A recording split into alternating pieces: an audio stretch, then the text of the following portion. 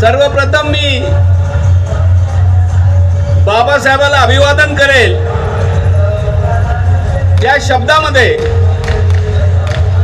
की नाकारले ज्या मनूने जीवन बांधलेस महाडला त्या मनूचे शरण। नाकारले ज्या मनूने जीवन बाबासाहेब बांधलेस त्या महाडला मनूचे शरण। 14 तळ्याच्या पाण्याने रचले नव भारताचे धरण। आम्ही शोधतो सारे तुझे चरण। भीमराया तुला मानवतेचे वंदन, तुला मानवतेचे वंदन, तुला त्रिवार अभिवंदन, तुला तिभार अभिवादन।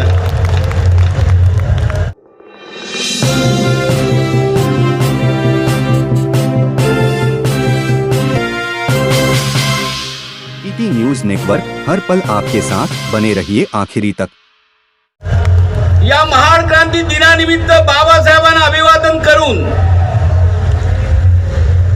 या महान क्रांती दिनाची आठवण आपल्याला सगळ्यांना या ठिकाणी येत आहे। महाराष्ट्र शासनाने हा कार्यक्रम का आयोजित केला असेल?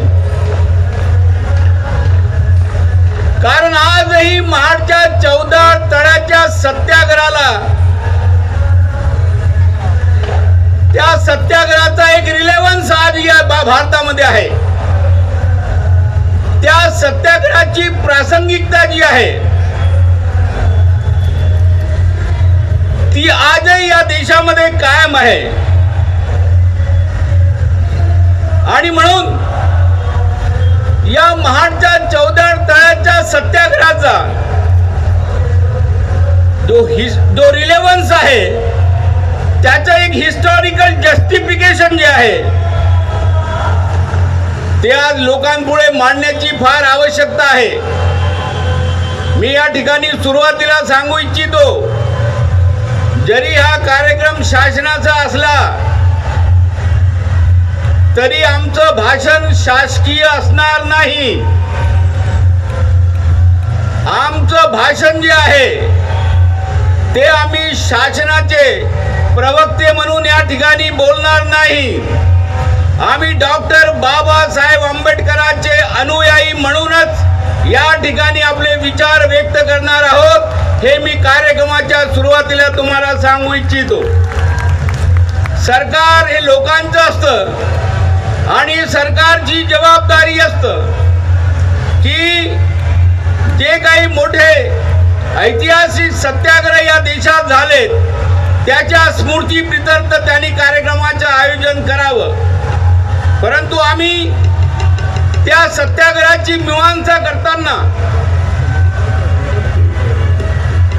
त्याचा सध्याचा रिलेव्हन्स काय आहे यावर मुक्तपणे आम्ही या ठिकाणी भाष्य करणार आहोत। मित्रांनो,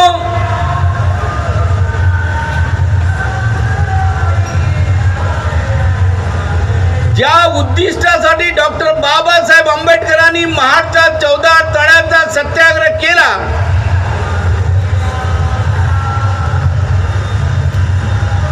ते उद्दिष्ट या सत्याग्रहाच्या 99 वर्षानंतर सुद्धा हे उद्दिष्ट पूर्णत्वाला आलं आहे की नाही? ज्या हेतूनी डॉक्टर बाबासाहेब आंबेडकरांनी जो सत्याग्रह केला होता तो हेतू या सत्याग्रहाच्या 90व्या वर्षानंतर सुद्धा पूर्ण झाला आहे की नाही? ज्या उद्देशासाठी डॉक्टर बाबासाहेब आंबेडकरांनी या देशाला राज्यघटना दिली, या राज्यघटनेच्या 75 वर्षानंतर सुद्धा राज्यघटनामधले जे मूलभूत तत्व आहेत, संविधानिक मूल्य आहेत, त्या मूल्यांची प्रस्थापना झाली अथवा नाही याची समीक्षा करणारा याचं चिंतन करणारा, याचं मनन करणारा, याचं आत्मपरीक्षण करणारा हा दिवस आहे. तुम्ही आम्ही या ठिकाणी लक्षात ठेवलं पाहिजे. आणि रक्षक साहेब, शासनाने ही संधी आम्हाला उपलब्ध करून दिली आहे की तुम्ही या दिनाच्या निमित्त आपले चिंतन करा की ज्या उद्दिष्टासाठी डॉक्टर बाबासाहेब आंबेडकरांनी राज्यघटना लिहिली ती उद्दिष्ट या देशामध्ये पूर्ण झाले आहेत काय. आणि म्हणून ज्या महाडच्या तलावामध्ये गुरं ढोरं पाणी पित होते, एवढंच नव्हे तर दलितांचे जनावर जे आहेत, अस्पृश्यांचे जनावर जे आहेत, त्यांना पाणी पिण्याचा अधिकार होता. म्हणजे अस्पृश्यांचे पाळलेले प्राणी त्यांना पाणी पिण्याचा अधिकार होता, परंतु त्या प्राण्याचा मालक असलेला दलित माणूस त्याला मात्र पाण्याला स्पर्श करण्याचा अधिकार नव्हता. हे तुम्ही लक्षात ठेवलं पाहिजे. म्हणजे या देशामध्ये जनावरांना जे स्वातंत्र्य मिळालं, हे स्वातंत्र्य या देशातल्या माणसाला मिळालं नाही. लक्षात ठेवलं पाहिजे. आणि म्हणून डॉक्टर बाबासाहेब आंबेडकरांनी जो 14 तळ्याचा सत्याग्रह केला तो यासाठी तिथल्या समाज व्यवस्थेने ज्याला पशुपेक्षाही हीन लेखलं, त्या माणसाला ताट मानेनं माणूस म्हणून उभं करण्याचं काम या देशात कोणी केलं असेल तर ते डॉक्टर बाबासाहेब आंबेडकरांनी केलं आहे. तुम्ही आम्ही लक्षात ठेवलं पाहिजे. आणि म्हणून डॉक्टर बाबासाहेब आंबेडकरांच्या तमाम सत्याग्रहाकडे, त्यांच्या आंदोलनाकडे जेव्हा आम्ही बघतो तेव्हा तुम्ही लक्षात ठेवा की डॉक्टर बाबासाहेब आंबेडकरांचं आंदोलन, त्यांची चळवळ यांचा जो केंद्रबिंदू आहे, तो केंद्रबिंदू हा कोणती जात, कोणताही धर्म हा त्याचा केंद्रबिंदू राहिला नाही. तर बाबासाहेबांच्या चळवळीचा केंद्रबिंदू जो आहे तो माणूस राहिलाय. माणूस की हा निसर्ग दत्त पाणी असेल, या पाण्यावर जर सगळ्यात माणसाचा समान अधिकार असताना एका विशिष्ट जातीच्या लोकांना त्या निसर्गदत्त हक्कापासून वंचित का केलं जातं. आणि म्हणून माणसाला माणसाचे अधिकार मिळाले पाहिजे म्हणून बाबासाहेब महाडच्या तलावाचा सत्याग्रह करतात. आम्ही म्हणतो की आम्ही सारे देवाची लेकरं आहोत. तर देवाच्या 4 मुलापैकी 3 मुलांना प्रवेश आणि 4था मुलगा जो आहे त्याला मंदिरात प्रवेश नाही. मग हे आमच्या बापाचं घर कसं असू शकतं, हे आमच्या देवाचं घर कसं असू शकतं. आणि म्हणून बाबासाहेब काळाराम मंदिराचा सत्याग्रह करतात या मागे की बाबासाहेब आंबेडकरांच्या चळवळीचा केंद्रबिंदू जो आहे तो देव नव्हता, तो जात नव्हता, तो धर्म नव्हता, तर माणसाला माणसाचे अधिकार मिळाले पाहिजेत म्हणून बाबासाहेबांनी ती महाडच्या तळ्याची क्रांती केली. हे आपण लक्षात ठेवलं पाहिजे. काळाराम मंदिराचा सत्याग्रह या ठिकाणी बाबासाहेबांनी केलेला होता. आणि म्हणून या देशात सत्याग्रह झाले आहे. महात्मा गांधींनी 1930 साली मिठाचा सत्याग्रह केला. मिठाचा भाव 1.5 रुपयांनी वाढल्याबरोबर महात्मा गांधींनी सत्याग्रह केला. तो सत्याग्रह इंग्रजांच्या दडपशाही विरुद्ध होता. पण इकडे बाबासाहेब आंबेडकरांनी 1927 ला सत्याग्रह केला, 20 मार्चला. पण बाबासाहेबांनी केलेला सत्याग्रह जो आहे तो पाण्यासाठी होता. लक्षात ठेवा. मानवाला त्याचा निसर्ग दत्त असलेले जे पाणी आहे ते पाणी त्याला मिळालं पाहिजे म्हणून निसर्ग दत्त पाण्यासाठी सत्याग्रह या भारतात नव्हे तर जगाच्या इतिहासामध्ये पाण्यासाठी सत्याग्रह जर कुणी केला असेल तो पहिल्यांदा जगाच्या इतिहासात म्हणतो तो डॉक्टर बाबासाहेब आंबेडकरांनी केला. हे आपण लक्षात ठेवलं पाहिजे. आणि म्हणून उचलले तू मीठ मूठ भर साम्राज्याचा खचला पाया. म्हणून ज्याने मीठ मूठभर उचललं आणि त्याने आरोडी ठोकली की आता साम्राज्याचा पाया खचला आहे. परंतु आम्ही बाबासाहेबांनी जरी मीठ उचललं नाही, पण त्या सत्याग्रह बाबासाहेबांनी 3 वर्षापूर्वी जो सत्याग्रह केला की उचललेस तू ओंजळीत पाणी, उचललेस तू ओंजळीत पाणी, चातुर्वर्णाचा फोडला तुरुंग, उचललेस तू ओंजळीत पाणी, चातुर्वर्णाचा फोडला तुरुंग, आणि 3000 वर्षाच्या साम्राज्याचा बाबा तू लावला रे सुरुंग. 3000 वर्षाच्या साम्राज्याला बाबा तू लावला रे सुरुंग. आणि म्हणून बाबासाहेबांची जी लढाई जी होती ती या देशामध्ये जे 3000 वर्षाचं धार्मिक साम्राज्य होतं, त्या साम्राज्याविरुद्ध पहिल्यांदा लढाईचं बुगुल जो आहे ते बाबासाहेब आंबेडकरांनी 20 मार्च 1927 ला सुरू केलं. आणि बाबासाहेबाच्या क्रांती लढ्याला ह्या दिवसापासून सुरुवात झाली आहे, तुम्ही आम्ही लक्षात ठेवलं पाहिजे.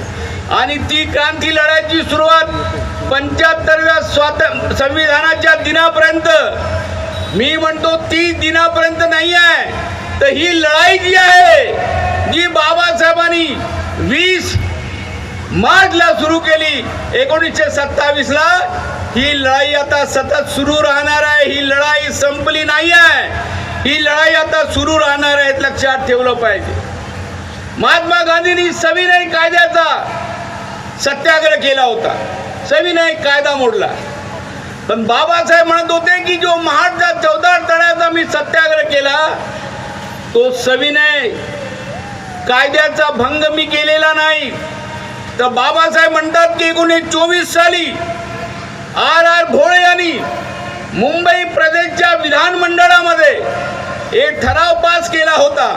काय ठराव पास केला होता की ज्या सार्वजनिक विहिरी असतील, सार्वजनिक मंदिर असतील, सार्वजनिक शाळा असतील, शासकीय शाळा असतील, या ठिकाणी जात पात धर्म न पाहता सगळ्यांना प्रवेश राहील, अशा पद्धतीचा ठराव R.R. भोळे हे विधान परिषदेचे सदस्य असताना त्यांनी विधानसभेत मांडला होता. आणि म्हणून या ठरावानुसार महाड जे आहे हे महाड मुंबई विधानमंडळाच्या परिकक्षेमध्ये येत होतं. आणि म्हणून महाड हे सार्वजनिक तलाव असल्यामुळे तो सुद्धा सगळ्यांसाठी त्या ठरावाने खुला केला होता. बाबासाहेब म्हणत होते की जर विधानमंडळाने ठराव केला, शासनाने नोटिफिकेशन काढलं की मुंबई प्रदेशच्या सर्व तलाव, शाळा, हॉटेल हे सार्वजनिक झालेले आहेत आणि इथे जातीच्या आधारावर प्रवेश आता कुणालाही नाकारता येत नाही, पण तरी सुद्धा महाडच्या तलावावर पाणी पिऊ दिलं का जात नाही, महाडच्या तलावाला स्पर्श का करू दिला जात नाही, याचा प्रश्न बाबासाहेब विचारतात. आणि म्हणून बाबासाहेबांनी केलेला जो सत्याग्रह जो आहे तो कायदेभंग नाही आहे, तर जो कायदा महाराष्ट्र शासनाने केला त्या कायद्याच्या अंमलबजावणीसाठी बाबासाहेब सत्याग्रह करतात, हे तुम्ही आम्ही लक्षात ठेवलं पाहिजे. आणि म्हणून बाबासाहेब आंबेडकरांनी केलेला जे सत्याग्रह जो आहे त्याला जो आहे एक ऐतिहासिक अशा पद्धतीचा संदर्भ आहे, आपण या ठिकाणी लक्षात ठेवला पाहिजे. आणि म्हणून महाडच्या 14 सत्याग्रहामध्ये 2 दिवस सभा झाल्या होत्या, एक 20 मार्चला आणि एक 19 मार्च आणि 20 मार्चला. आणि ते कुलोबा जिल्ह्यातील अस्पृश्यांची पहिली परिषद आयोजित करण्यात आली होती. आणि त्यामध्ये पहिल्यांदा सामाजिक गुलामगिरी विरुद्ध लढण्याचा बिगुल वाजवण्यात आला. आणि हे मानवी जो काही आपले हक्क आहेत त्या हक्काविरुद्ध लढण्यासाठी लोकांना प्रेरित करण्यात आलं. आणि म्हणून बाबासाहेबांचं पहिलं जे ऐतिहासिक भाषण आहे महाडच्या सत्याग्रहामध्ये, ते बाबासाहेब आपल्या भाषणामध्ये काय म्हणतात की आपली लढाई ही दौलत आणि संपत्तीसाठी नाही, तर आपली लढाई ही आत्मसन्मानासाठी आहे. बाबासाहेबांचं महाडच्या सत्याग्रहामध्ये झालेलं भाषण लक्षात घ्या.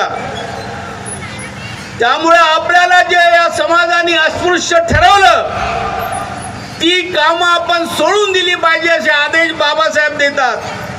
आणि मेलेली जनावरं ओढू नका, ती सोलू नका, त्याचा मांस खाऊ नका, अंगावर घाणेरडे कपडे फेकून द्या, स्वच्छ कपडे घाला आणि गुलामगिरीतून मुक्त होण्यासाठी आपल्या मुलांना शिकवा, संघटित करा आणि संघर्ष करा.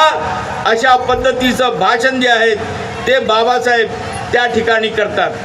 आणि म्हणून महाडच्या 14 तळ्याचा जो सत्याग्रह आहे त्या सत्याग्रहामध्ये जे त्यात ऐतिहासिक जे मूल्य आहे ते या ठिकाणी फार महत्त्वाचं आहे. ते आपण या ठिकाणी लक्षात ठेवलं पाहिजे. आणि म्हणून मित्रांनो, महाडच्या तलावापासून या सत्याग्रहाची सुरुवात झाल्यावर आज आपण भारतीय राज्यघटनेला अभिवादन करण्यासाठी या ठिकाणी उभे आहोत.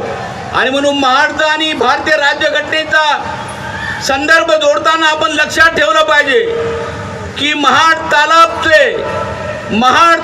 के कतरा थे सभी, हम महाड तालाब के कतरा थे सभी, हमको समंदर बना दिया. बाबा साहब, हम महाड तालाब के कतरा थे कभी, हमको समंदर बना दिया और संविधान देकर हमारा मुकद्दर बना दिया. अरे पहलों की धूल समझती थी मनुस्मृति हमें, और अंबेडकर ने हमको सबके बराबर कर दिया, और अंबेडकर ने हमको सबके बराबर कर दिया.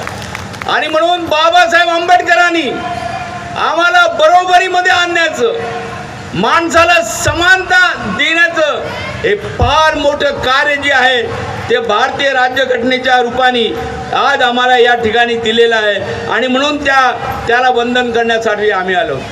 अत्यंत भारतीय राज्यघटनेबद्दल मी 2-3 मुद्दे मांडून मी माझ्या भाषणाचा समारोप करणार आहे.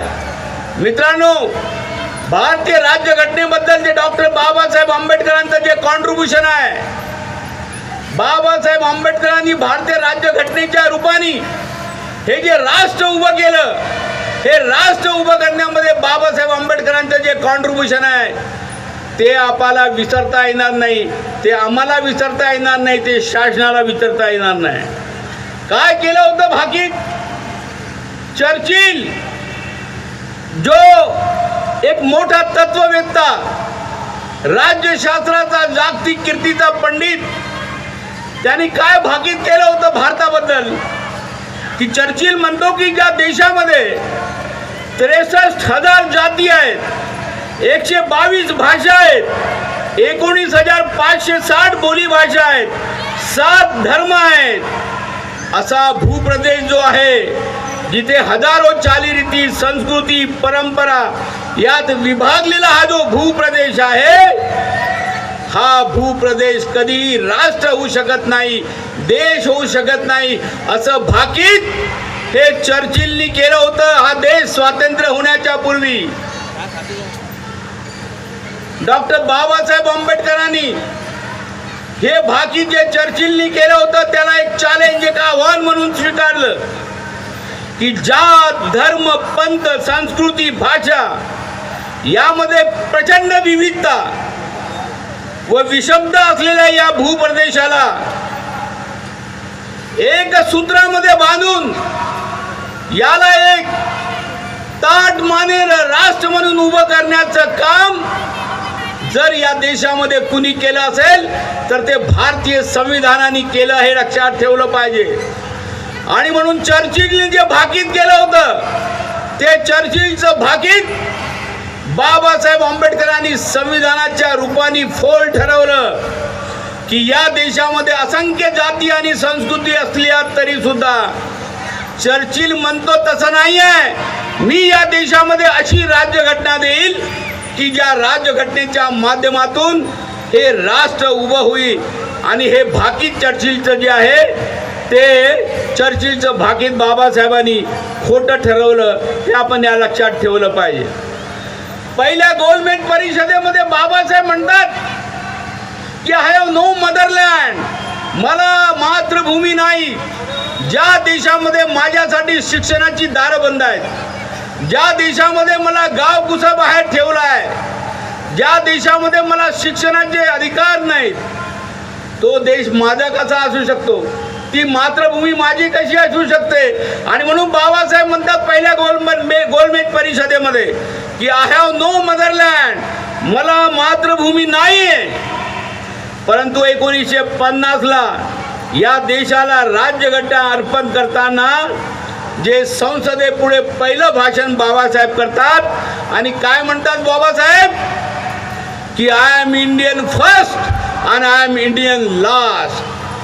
गोलमेज परिषदेमध्ये आय हॅव नो मदरलँड म्हणणारे बाबासाहेब, मला मातृभूमी नाही असं म्हणणारे बाबासाहेब 1950ला या देशाच्या संसदेमध्ये म्हणतात की मी पहिला भारतीय आहे आणि मी शेवटचा भारतीय आहे.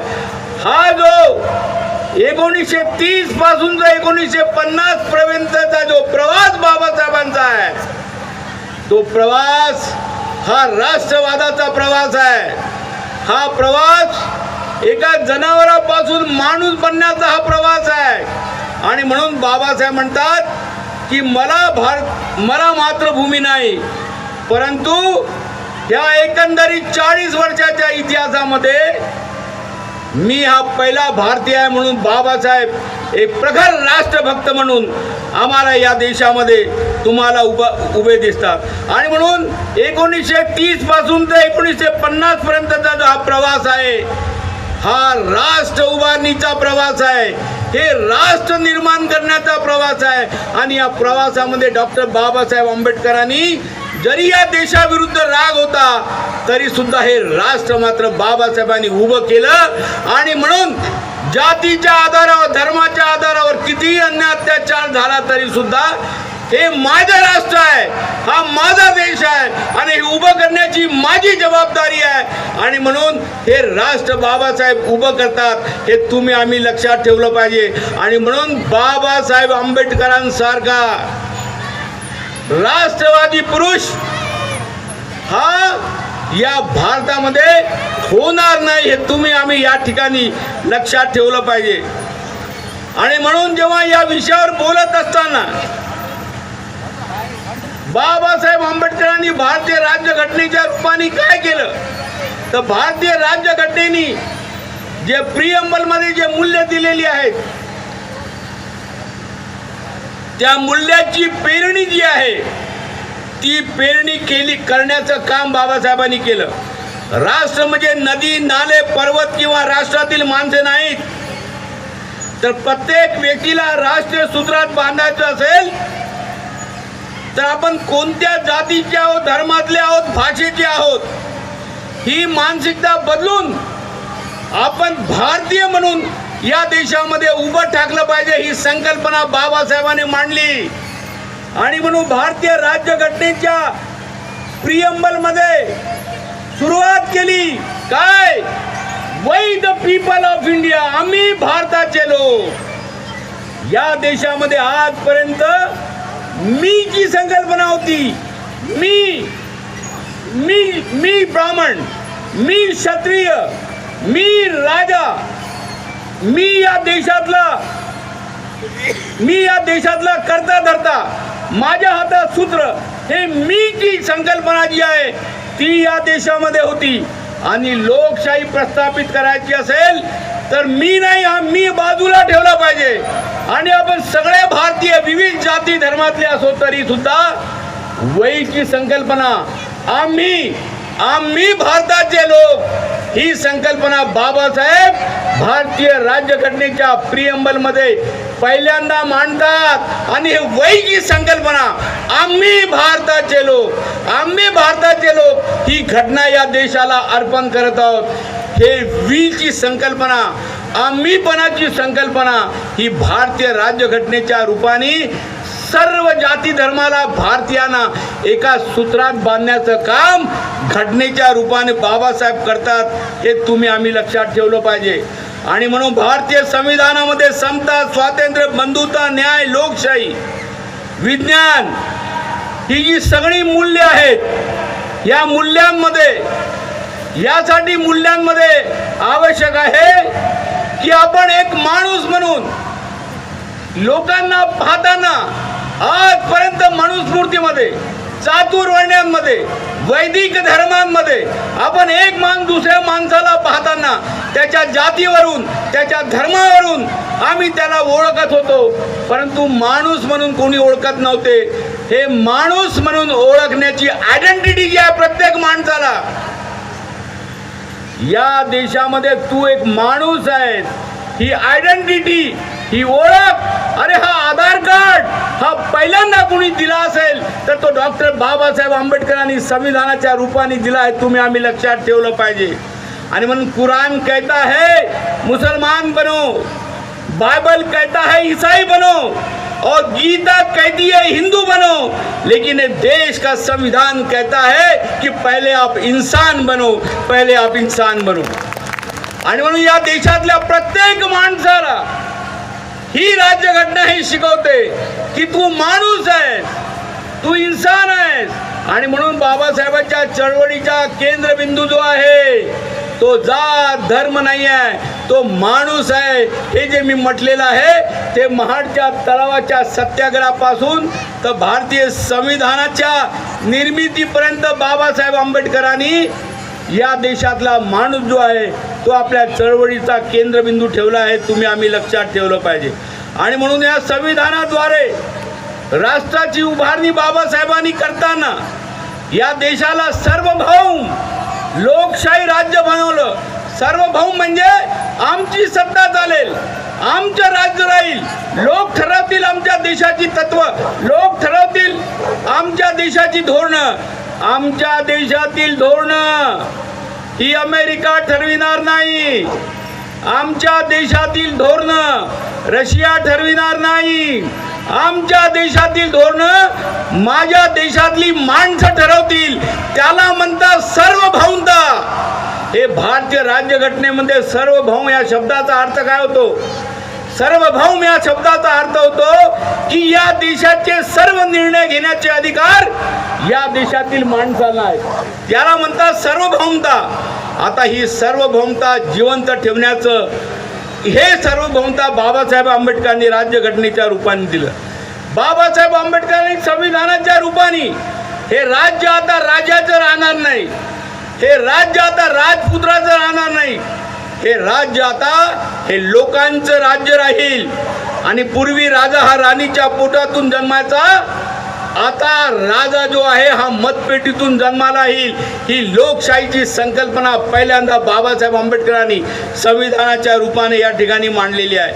आणि म्हणून भारतीय राज्यघटनेच्या कलम 14 मध्ये समान न्याय, कलम 15 मध्ये स्वातंत्र्य, समता, बंधुता, ही सर्व जी तत्व जी आहेत ही सर्व तत्व बाबासाहेब आंबेडकरांनी या भारतीय राज्यघटनेमध्ये मांडलेली आहेत. तुम्ही आम्ही लक्षात ठेवलं पाहिजे. आणि या भारतीय राज्यघटनेच्या कलम 13 मध्ये रक्षकजी ज्याच्याकडे आपण सगळ्यांनी त्याचा उहापोह करण्याची आवश्यकता आहे. ते भारतीय राज्यघटनेचं कलम 13 काय म्हणतं की या संविधानाची विसंगत जे जे कायदे भारतामध्ये अस्तित्वात आहेत, संविधानाच्या तत्वाशी विसंगत जे जे कायदे भारतामध्ये अस्तित्वात आहेत, जे ग्रंथ अस्तित्वात आहेत, जे अध्यादेश, आदेश, उपविधी, नियम, विनिमय अस्तित्वात आहेत, जे संविधानाच्या तरतुदीशी विसंगत आहेत, ते आज निरस्त होत आहेत, ते आज शून्य होत आहेत, ते गैर लागू होत आहेत. आणि म्हणून तुम्ही लक्षात ठेवा, भारतीय राज्यघटनेचं कलम 13 म्हणतं की कोणताही तुमचा ग्रंथ, मग ते मनुस्मृती असेल की कोणताही असो, त्या ग्रंथामधले कोणतेही कलम जर भारतीय राज्यघटनेच्या कलमाशी विसंगत असतील तर ते पुस्तक, ते नियम, ते श्लोक हे आता निरस्त झालेले आहेत कलम 13 मध्ये. आणि दुर्दैव असं आहे की जे कलम निरस्त झालेली आहेत, जी पुस्तकं निरस्त झालेली आहेत, जी भारतीय राज्यघटनेच्या कलम 13 मध्ये आम्ही निरस्त केलेली आहेत, ती पुस्तकं नवीन शैक्षणिक धोरणामध्ये आम्ही आपल्या अभ्यासक्रमामध्ये जर लावत असू तर आपण लक्षात ठेवलं पाहिजे की आपण भारतीय राज्यघटनेच्या कलम 13चं उल्लंघन करत आहोत, हे तुम्ही आम्ही लक्षात ठेवलं पाहिजे.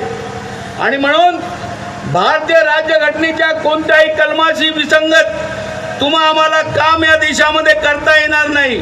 आणि म्हणून बाबासाहेब आंबेडकरांनी संघराज्यात राहणारे जे लोक आहेत त्या लोकांना या घटनेच्या रूपाने जे हक्क दिलेले आहेत, समानतेचा हक्क दिलेला आहे, स्वातंत्र्याचा हक्क दिलेला आहे, शोषणाविरुद्ध लढण्याचा हक्क दिलेला आहे, अस्पृश्य विरुद्ध लढण्याचा हक्क दिलेला आहे, शिक्षणाचा हक्क दिलेला आहे, धर्म स्वातंत्र्याचा हक्क दिलेला आहे, सांस्कृतिक आणि शैक्षणिक हक्क दिलेला आहे आणि संवैधानिक उपाययोजना योजनेचा हक्क दिलेला आहे. हे सगळे मानवी हक्क जे आहेत, मानवी हक्क, मानवी स्वातंत्र्याचे सगळे हक्क आहेत, हे हक्क हे भारतीय स्वातंत्र्याने दिलेले आहेत. आणि म्हणून हे भारतीय राज्यघटनेने दिलेले जे हक्क आहेत ते हक्क आज अबाधित आहेत काय याचं चिंतन करणारा हा दिवस आहे. याचं चिंतन करून त्याचा संदेश शासनाला देणारा हा दिवस आहे. तुम्ही आम्ही या ठिकाणी लक्षात ठेवलं पाहिजे. आणि म्हणून आज मी या ठिकाणी सांगू इच्छितो की संविधानामध्ये बाबासाहेब म्हणायचे की हे संविधान, हे आपलं संविधान हे कधी आम्ही दुसऱ्या पिढीवर लादायचं नाही. देशामध्ये सामाजिक, आर्थिक, सांस्कृतिक, राजकीय परिवर्तन होतात आणि या परिवर्तनानुसार भारतीय राज्यघटनेमध्ये तुम्हाला बदल केला पाहिजे. आणि म्हणून हे नव्या पिढीवर आम्हाला संविधान लादता येणार नाही. आणि म्हणून कलम 368 हे कलम राज्यघटनेमध्ये घातलं की तुम्हाला या राज्यघटनेमध्ये बदल करता येईल. परंतु केशवानंद भारती प्रकरणामध्ये सुप्रीम कोर्टाने म्हटलं की या देशाच्या राज्यघटनेच्या बेसिक ढाच्यामध्ये बदल न करता तुम्हाला 368 कलमांतर्गत तुम्हाला बदल करता येतो. म्हणून बाबासाहेब किती परिवर्तनवादी होते. बाबासाहेबांनी राज्यघटनेला गीता बनवलं नाही. बाबासाहेब आंबेडकरांनी राज्यघटनेला कुराण बनवलं नाही. बाबासाहेब आंबेडकरांनी राज्यघटनेला बायबल बनवलं नाही. कारण हे बदलता येत नाही, याच्या कलमात बदल करता येत नाही. बाबासाहेब आंबेडकरांनी हे संविधान बनवून 368 कलम घालून की तुम्हाला यामध्ये बदल करण्याचा अधिकार दिलेला आहे. आणि तो कोणत्याही पिढीला जर वाटलं, येणाऱ्या पिढीला की आता यामध्ये बदल करावा, तेव्हा हे संविधान आम्ही दुसऱ्या पिढीवर लादणार नाही, असा व्यापक विचार बाबासाहेब आंबेडकरांनी संविधानाच्या रूपाने मांडला. अल्पसंख्याकांना संरक्षण दिलं. मुस्लिमांना संविधान सभेमध्ये सामील करा ही मागणी बाबासाहेब आंबेडकरांनी पहिल्यांदा केली होती. की संविधान सभा जी आहे, हे संविधान सभा ही भारतीय राज्यघटनेच्या घटना तयार करेल. परंतु या देशातल्या मुस्लिमांना हे वाटायला नको की ही घटना आम्हाला न्याय देणार नाही. म्हणून या संविधान सभेमध्ये तुम्ही मुस्लिमांना सहभागी करा ही मागणी बाबासाहेब करतात. आणि मग ती मागणी मान्य केली जाते आणि मुस्लिमांचा सुद्धा सहभाग या देशामध्ये त्या संविधान सभेत केला जातो. कारण मुस्लिमांना, ख्रिश्चनांना, जे अल्पसंख्याक आहेत त्यांना सगळ्यांना राष्ट्रीय प्रवाहामध्ये सामील करा हे बाबासाहेबांची भावना होती. आणि म्हणून संविधान करण्याच्या प्रक्रियेमध्ये सगळ्यांना सामील केलं. पूजा उपासना करण्याचं स्वातंत्र्य, धर्म स्वातंत्र्य या राज्यघटनेने आम्हाला दिलं. आणि म्हणून सर्व जो समाज आहे, महिला ज्या एकंदरीत या देशाच्या चातुर्वर्ण्य व्यवस्थेमध्ये ज्या सगळ्यात जास्त गुलाम होत्या, त्या महिलांना सर्व माणसासारखे, पुरुषासारखे अधिकार या राज्यघटनेने दिले. आणि म्हणून भारतीय राज्यघटनेकडे पाहत असताना आपण लक्षात ठेवलं पाहिजे की भारतीय राज्यघटनेने जो या देशातला हॅव नॉट वर्ग होता, जो वंचित वर्ग होता, मग तो अनुसूचित जाती असेल, अनुसूचित जमाती असेल, ओबीसी असेल, शेतकरी असेल, शेतमजूर असेल, कामगार असेल, अल्पसंख्याक असेल, महिला असेल, हा जो हॅव नॉट वर्ग होता, या सर्व हॅव नॉट वर्गाला त्याचे मूलभूत हक्क मिळवून देणारा हा एक कायदेशीर मसुदा बाबासाहेबांनी भारतीय राज्यघटनेच्या रूपाने आम्हाला दिलेला आहे. आम्ही लक्षात ठेवलं पाहिजे. आणि म्हणून या 75 वर्षाच्या इतिहासामध्ये बाबासाहेब आंबेडकरांनी जी राज्यघटना आम्हाला दिलेली आहे, त्या राज्यघटनेच्या अनुरूप हा देश उभा झाला की नाही, त्याचे चिंतन आणि मनन करण्याचा हा दिवस आहे. बाबासाहेबांनी संसदेमध्ये राज्यघटना अर्पण करताना म्हटलं होतं की आम्ही आता एका कॉन्ट्रडिक्शन मध्ये आहोत. माझा देश एका कॉन्ट्रडिक्शन अवस्थेमध्ये ही राज्यघटना मी अर्पण करत आहोत. कोणतं कॉन्ट्रडिक्शन आहे बाबासाहेब म्हणतात, कोणती विसंगती आहे की राजकीय लोकशाही मिळाली आम्हाला देशाला, one man one vote one value, परंतु सामाजिक आणि आर्थिक लोकशाही जी आहे ती अद्यापही मिळालेली नाही.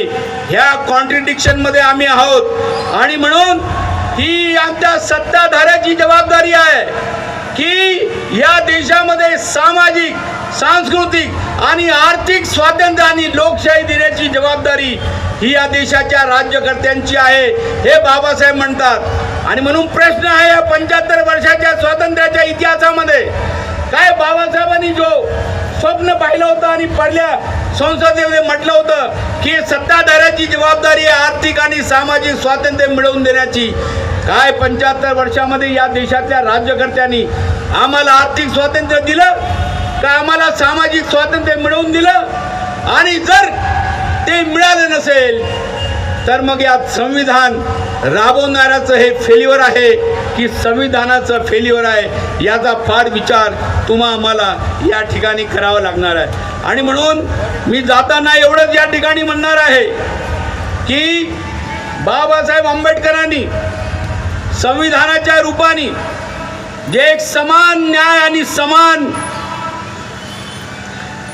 समान संधीचं एक बेसिक प्रिन्सिपल या देशामध्ये आम्हाला दिलं. आज आम्ही बघतो की भारतीय राज्यघटनेच्या 16(4) मध्ये आरक्षण दिलेलं आहे. हे आरक्षण यासाठी नाही की आमच्या पोटा पाण्याचा प्रश्न आहे. 1942 साली बाबासाहेब आंबेडकर गव्हर्नर जनरलला डेप्युटेशन देतात आणि म्हणतात माझ्या माणसाला शिक्षणाची गरज यासाठी आहे, त्याला परदेशात यासाठी पाठवा, कारण या देशाच्या धोरण ठरविण्याच्या प्रक्रियेमध्ये, या देशाच्या नीती निर्धारणाच्या प्रक्रियेमध्ये हा जो हजारो वर्षापासून वंचित असलेला माणूस आहे, या माणसाला या देशाच्या पॉलिसी मेकिंगमध्ये तुम्ही सहभागी करून घेतलं पाहिजे. आरक्षण केवळ नोकऱ्यांसाठी नाही आहे, तर हे पार्टिसिपेशन आहे. This is a participation in the policy making, this is a participation in decision making. आणि म्हणून या देशाच्या धोरण प्रक्रियेमध्ये आणि या देशाच्या निर्णय प्रक्रियेमध्ये तुमचा सहभाग किती आहे हा प्रश्न आहे.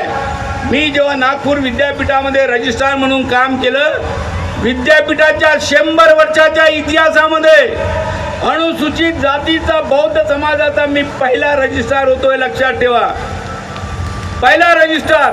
अरे 100 वर्ष तुम्हाला अनुसूचित जाती जमातीचे माणसंच मिळाले नाही काय? ही संकल्पना डॉक्टर बाबासाहेब आंबेडकरांनी समान न्यायाची ही संकल्पना भारतीय राज्यघटनेमध्ये मांडली होती का? आज जी राखीव पदं आहेत तिथे फक्त आरक्षण आहेत, परंतु जी बिन राखीव पदं आहेत, जी वैधानिक पदं आहेत, त्या पदांवर समान संधी. भारतीय राज्यघटनेमध्ये काय म्हणतात? समान संधी. प्रत्येक पदांमध्ये प्रत्येक जातीला ही समान संधी असली पाहिजे. आणि म्हणून जी पदं बिनराखीव आहेत, ज्या पदाला आरक्षण लागू होत नाही, त्या पदामध्ये तुम्ही अनुसूचित जाती, अनुसूचित जमाती, ओबीसी या लोकांना प्रतिनिधित्व देता काय? तर याचं उत्तर नाही आहे. कारण या महाराष्ट्रामध्ये 19 विद्यापीठ आहेत. पण या 19 विद्यापीठापैकी एकही विद्यापीठामध्ये अनुसूचित जाती जमाती व्हिजेंटी प्रवर्गाचा कुलगुरू नाही. विद्यापीठाची धोरणं कुलगुरू ठरवतात, तुमचं प्रतिनिधित्व नाही. प्रश्न असा आहे की या माणसामध्ये योग्यता नाही आहे काय? या माणसांमध्ये गुणवत्ता नाही आहे का? मग समान संधी कुठे आहे जी भारतीय राज्यघटना म्हणते? या देशामध्ये 54 केंद्रीय विद्यापीठ आहेत. या 54 केंद्रीय विद्यापीठामध्ये एकही कुलगुरू अनुसूचित जाती जमातीचा नाही. 455 राज्य विद्यापीठ आहेत. त्या विद्यापीठामध्ये 2-3 विद्यापीठ सोडलेत तर अनुसूचित जाती जमातीला प्रतिनिधित्व नाही. आणि नॅशनल IITs आहेत. त्या IITs मध्ये ज्या 130 डीम्ड युनिव्हर्सिटी आहेत तिथे सुद्धा प्रतिनिधित्व नाही. सांगायचा केवळ हा मुद्दा आहे की भारतीय राज्यघटना जर सर्व वैधानिक पदावर समान संधी देण्याची भाषा बोलते तर मग या समान संधीचं उल्लंघन कोण करतं? सगळ्याच लोकांना, सगळ्याच माणसाला समान संधी काय मिळत नाही?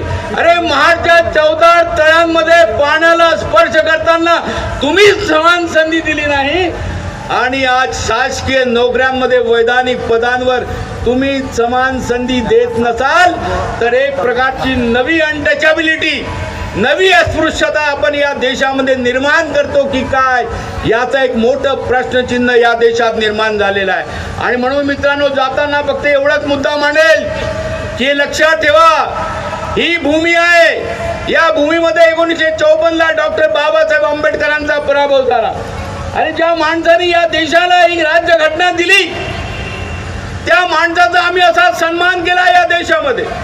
अमेरिकेची राज्यघटना निर्माण करणारा, अमेरिकेमध्ये ज्यांनी जो पहिला राष्ट्रपती होता तो होता वॉशिंग्टन. त्या वॉशिंग्टनचं सगळ्यात मोठं काम होतं की त्यांनी या जगाला स्वातंत्र्याचा संदेश देणारी पहिल्यांदा एक राज्यघटना जी आपल्या अमेरिकेला दिली. आणि त्या वॉशिंग्टननी ती राज्यघटना दिली. त्या राज्यघटनेनुसार जगामध्ये आपापल्या घटना तयार करण्यात आल्या. त्या घटनेला, ती राज्यघटना दिलेल्या वॉशिंग्टनला काय केलं अमेरिकेच्या लोकांनी? अमेरिकेच्या लोकांनी त्याला अमेरिकेचा पहिला राष्ट्रपती केला. केवळ राष्ट्रपती केला नाही तर जेव्हा वॉशिंग्टन उभे राहिले तेव्हा वॉशिंग्टनच्या विरुद्ध कोणीही उमेदवार निवडणुकीत उभा झाला नाही. वॉशिंग्टन अविरोध निवडून आले. आणि नंतर दुसरी निवडणूक झाली तेव्हा पुन्हा वॉशिंग्टनकडे लोक गेले आणि म्हणाले की वॉशिंग्टनजी तुम्ही उभे राहा. वॉशिंग्टन म्हणाले, अरे मी ही लोकशाही दिली आहे, मीच जर उभा राहील तर लोक म्हणतील की आपण एका नवीन तानाशाहीला निर्मित करत आहोत. तर ते लोकांनी पुन्हा विनंती केली की तुम्हाला अमेरिका उभं करायचं आहे, पुन्हा आम्ही तुम्हाला विनंती करतो. पुन्हा वॉशिंग्टन उभे राहिलेत आणि पुन्हा वॉशिंग्टनला दुसऱ्याही टर्ममध्ये अविरोध राष्ट्रपती निवडून दिला अमेरिकेच्या लोकांनी. त्याच्या विरुद्ध कोणताही उमेदवार उभा केला नाही. अमेरिकेची घटना जगाला देणारा वॉशिंग्टन जर राष्ट्रपती म्हणून 2 वेळा अविरोध निवडून येतो तर भारताची राज्यघटना लिहिणारे डॉक्टर बाबासाहेब आंबेडकर याच्या विरुद्ध उमेदवार न देता त्यांना अविरोध निवडून का आणण्यात आलं नाही आणि त्यांना का पाडण्यात आलं, हा प्रश्न जो आहे तो स्वातंत्र्याच्या 75 वर्षानंतर आमची पिढी या देशामध्ये विचारणार आहे. आम्ही लक्षात ठेवलं पाहिजे. आणि म्हणून एवढंच नाही तर त्या वॉशिंग्टनचं नाव अमेरिकेने आपल्या राजधानीला दिलं आणि बाबासाहेब आंबेडकरांचं नाव एका विद्यापीठाला देण्यासाठी आम्हाला 17 वर्ष संघर्ष करावा लागला आहे. आम्ही लक्षात ठेवलं पाहिजे. आणि म्हणून ह्या सगळ्या बाबीचा विचार करत असताना, आम्ही भारतीय राज्यघटनेची समीक्षा करत असताना, आम्ही या व्यासपीठाहून ज्या शासनाने हे कार्यक्रम आयोजित केला त्याला आम्ही आवाहन करणार आहोत की या राज्यघटनेची अंमलबजावणी हे सामोर बसलेल्या लोकांची नाही आहे, तर राज्यघटनेची अंमलबजावणी करण्याची जबाबदारी आपली आहे. आपण हा दिवस साजरा करता फार चांगला आहे, पण केवळ मेळावे करून चालणार नाही. तर भारतीय राज्यघटनेची जी मूलभूत आणि संवैधानिक मूल्ये आहेत त्या मूल्यांपासून त्या मूल्यांवर हा देश उभा करणं, त्या मूल्यांवर राज्य उभं करणं आणि त्या मूल्यांप्रमाणे माणूस घडवणं जे आहे ही जबाबदारी शासनाची आहे. या 75 वर्षाच्या इतिहासानंतर पुन्हा हे राष्ट्र जे आहे ते उभं करण्यासाठी तुम्हाला सगळ्यांना या देशामध्ये प्रयत्न करावा लागणार आहेत. ज्या चुका झाल्या त्या बाजूला ठेवून ते तुम्हाला पुन्हा भारतीय घटनेनुरूप भारत उभा करण्याची तुमची आमची जबाबदारी आहे. हे आम्ही लक्षात ठेवलं पाहिजे. हा संदेश आम्ही सरकारला या ठिकाणी देतो. आपण या ठिकाणी मोठ्या संख्येने उपस्थित झालेत. आपण लक्षात ठेवा मित्रांनो, जाताना फक्त एवढाच मी संदेश देईल की भगवान गौतम बुद्धांनी दुःखाचे कारण शोधली आणि लोकांचं दुःख दूर करण्यासाठी, दुःखाची कारण शोधण्यासाठी त्यांचा प्रवास जो आहे तो राजगृहापासून झोपडीपर्यंत होता. लक्षात ठेवा, बुद्धांनी राजगृह सोडलं होतं दुःखाची कारण शोधण्यासाठी, लोकांचे दुःख दूर करण्यासाठी. बुद्धाचा प्रवास हा राजगृहापासून झोपडीपर्यंत होता.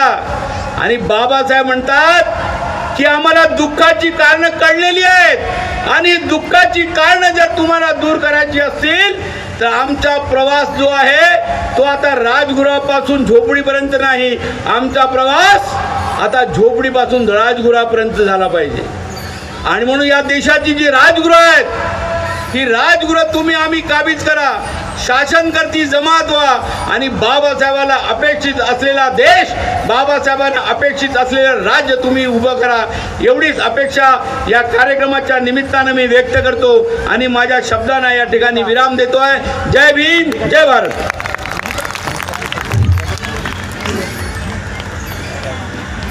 धन्यवाद विश्राम साहब. साथियों, ईटी न्यूज़ नेटवर्क में आपका हार्दिक स्वागत. ईटी न्यूज़ चैनल और नेशनल साप्ताहिक न्यूज़पेपर हुकूमाच्या ताबेदारी के लिए सामाजिक, राजकीय, सांस्कृतिक, धार्मिक, शैक्षणिक तथा अन्याय और जुल्म के खिलाफ न्यूज़ और एडवर्टाइजमेंट के लिए कृपया नीचे दिए गए नंबर पर कांटेक्ट करें. इस क्लिप को देखने के लिए आपका बहुत बहुत धन्यवाद.